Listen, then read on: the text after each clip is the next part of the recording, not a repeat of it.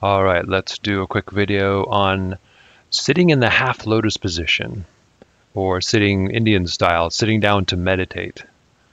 All right, so what's the big deal about sitting in this special position?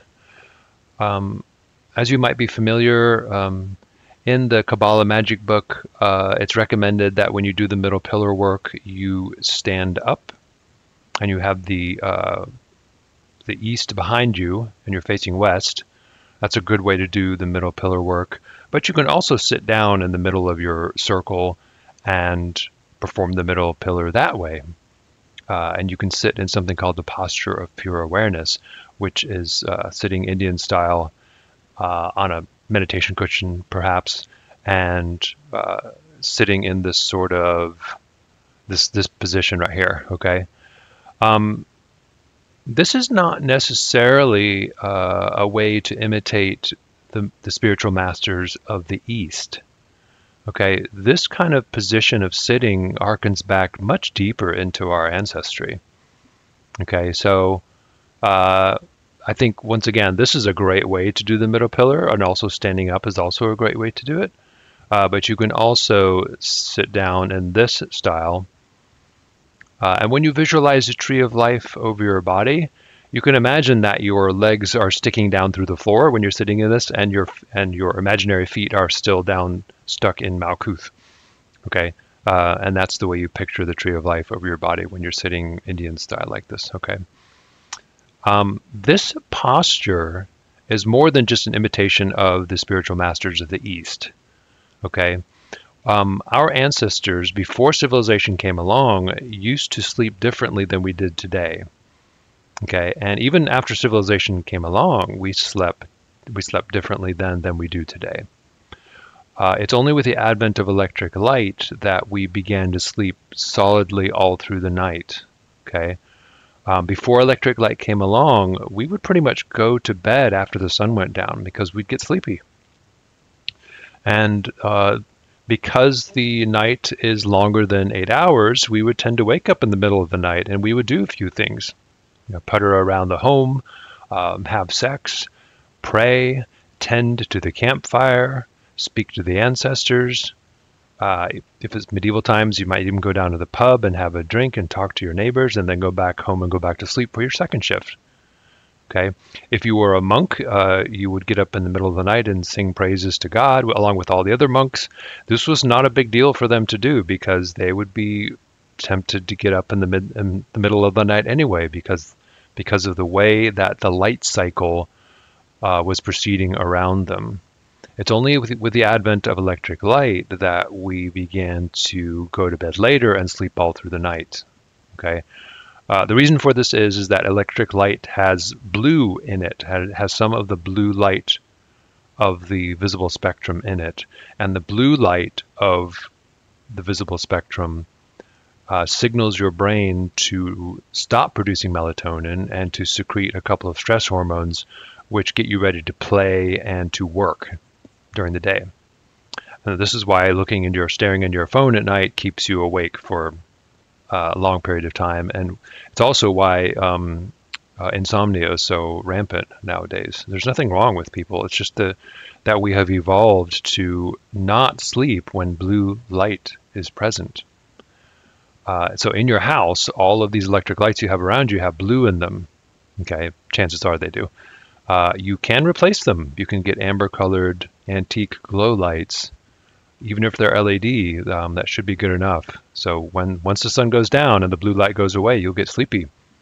And lo and behold, you will be sleeping in 2 shifts because you'll go to bed early, and then you'll wake up in the middle of the night, probably 1 o'clock, 2 o'clock, do a few things, and then you'll go back to sleep again. For our ancient or primordial ancestors, caveman times, there was nothing to do at that time of night. Humans cannot see very well in the dark. Humans can see very well during the day, but not very well at all at night. There's no such thing as a night person. Okay, this has happened to us because of electric light, that many of us apparently prefer to stay up later because there's still all this blue light around us that's telling us, you're awake, it's daytime. Okay. So to sit down in a meditation posture like this is one way of triggering a very ancient image, a very ancient memory of a time when we used to wake up in the middle of the night during the witching hour, speak to the ancestors, tend to the campfire, do prayers, do magic, other things. Okay, there wasn't much else to do other than to sit and meditate and do magic. So this became a magical time for us. And we still adopt this posture today, not even sure why we necessarily do it. It tends to trigger a magical state of mind. And lo and behold, it becomes associated with all kinds of magic, even fantasy aspects of magic. And here we have the similarity of the meditation posture to the way we used to sit around the campfire. Okay, and notice the Buddha's figure there. Yeah, when you sit in this Indian style or this half-lotus position, there's a tendency to want to do something with your hands. You can just rest your hands on your thighs and that's fine. But in Hermetic magic or magic of all kinds, there's a tendency to want to try to utilize everything towards your goal. Okay, so there are things you can do with your hands too that will even further have magical significance when you're sitting in your meditation posture. When you sit down to do ritual, very often, surprise, surprise, what do? You light fire, you light candles, and you burn incense. And these are also triggers for that ancient time of night when we used to get up and tend the fire and speak to the ancestors and do magic. Okay, so sitting down this way to meditate, lighting the incense, lighting the candles, all these things trigger that magical witching hour. All right. Now, I have an article in the Forbidden Realms blog. I believe it's called Meditation's Darkest Secret. It has this little image here, if you want to look for it. And in that article, I disclose the posture of pure awareness. And it's a way of sitting upright in this posture, which takes the most advantage of it. When people sit in a meditation posture, there's a tendency to overdo the perfection of it. Okay, I think it's important, if you're going to spend a lot of time sitting to meditate in this way, that your posture be good. It is important, okay, because you want to have that good posture encouraged no matter where you are, which is ultimately healthy for you moving about your day, okay? Does it have a lot of benefits for, I don't know, sitting there meditating, accumulating energy? Sort of, yes. There's a balance aspect to it, but don't get so caught up in, getting it perfect, okay? There is some trouble nowadays because we're sitting at computers or we're hunched over cell phones, okay? There is some problem with that. And it would be worthwhile for you to consider what's happening to your posture.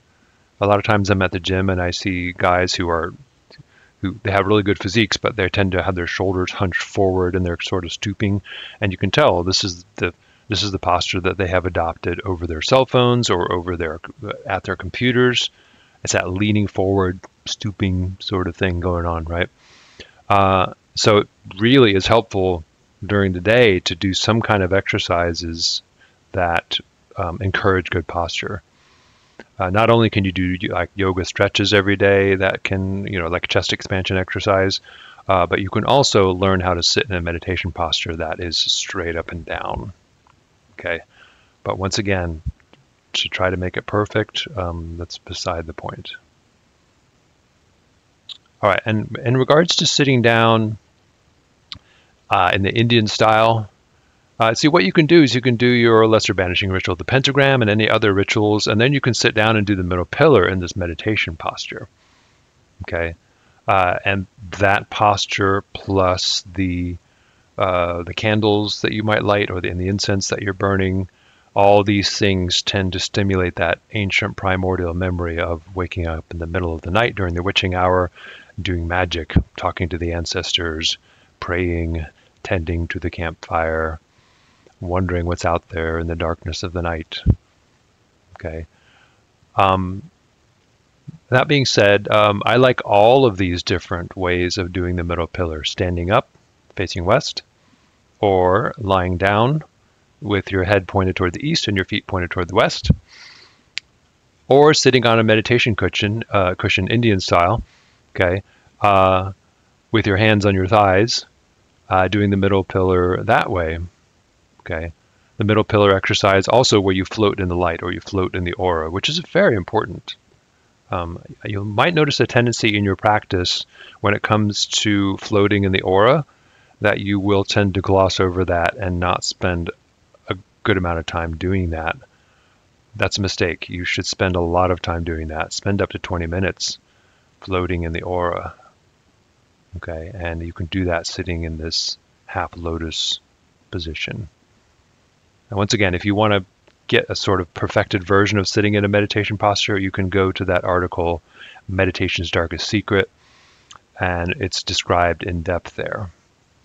But try not to be perfectionist about it. From a book called The New Magus by Donald Tyson, he presented very briefly in that book a system of finger magic. And it always enticed me so much, but he didn't really go into it until later, much later. And I don't like the system he came up with so much. He has another book called Kinesic Magic, where he presents different finger things you can do while you're meditating or whatever, that indicate the various powers of the Tree of Life. Okay. In the New Magus, he simply gives the attributions of the Kabbalistic Sfiroth, the spheres on the Tree of Life. He gives those correspondences of the Sfiroth to the 10 fingers of the human hands. Okay. And the reason I'm bringing this up is because if you want to sit in a half-lotus position for your middle pillar work, you might also want to do something with your hands, right? You can just rest them on your thighs, or you can hold them in like these mudras, okay? And so I've developed a very simple system of mudras that you can do while you are sitting in that half-lotus position or full-lotus position. Okay, so in his system, Donald Tyson gives a okay. This represents the left hand. It's my left hand. Okay, and let's see. Let's go to the other one. Let's go to the right hand. So we'll start at the top of the tree. This is my right hand. Okay, now the right hand is facing outward because the right hand is normally considered active. Okay, and you can see the way this goes. The middle finger, that is, and of course that's the back of the hand. So I'm going to turn this around. Okay, so you can see how this works. Okay, but when you look at your right hand, it faces outward because that's the active hand. When you look at your left hand, it's going to face inward. Okay. And you can see that the middle finger then, let's go to the back. This is the back of my right hand. So the middle finger is Kether, and then Chokmah, Bina, okay, Hesed, and Geburah is the thumb, okay. And so if I am doing an invocation of Jupiter, which corresponds to Hesed, I can do this, and I will simply rest my hand. I'll rest the back of my hand on my thigh, so it'll be facing upward like this. Okay, so my right hand will do this. Okay, and that is because I am invoking Jupiter, which corresponds to Hesed. Okay, let me see now. The other hand. Let's say if I were invoking, Venus. Okay, you can see it says left hand palm. This is my left hand palm, okay? And so this is Tifareth. And then as you can see, the ring finger is number 7. That's for Netzach, and that's Venus. So if I'm invoking Venus, I would simply indicate this, just like this, okay? And this I would rest on my thigh, upward, like that, okay? If I am invoking, let's go back to this one on the right hand. If I'm invoking Geburah, you can see Geburah is represented by number 5. This is the back of the hand, okay. And you can see that that's represented by the thumb. How do I point my thumb at my thumb? I can't do that. So in order to indicate Geburah, I simply point all the fingers at the thumb. So if I'm doing Geburah, it looks like this. Okay. All right, so if I'm doing Kether, it's like this. If I'm doing, okay. If I'm doing Chokmah, it's like this. If I'm doing Bina, it's like this, which is Saturn. And if I'm doing Hesed, which is Jupiter, I'm doing this. And the palm is then resting upwards on my thigh. Okay. It's just an extra signal that I can get my body habituated into. So whenever I'm working with the powers of Hesed, I'm signaling my body to get used to it, okay, by holding my fingers in a particular position. So not only am I sitting there Indian style to provoke that ancient memory of sitting up in the middle of the night doing magic during the witching hour, right? I'm also incorporating a system of finger magic into that. And eventually your body or your psyche enjoys that. It notices you're putting your fingers in a particular position. It says, oh, I guess I need to gear up and invoke Geburah energies or something like that. Like if I'm doing this would be Geburah energies. Okay.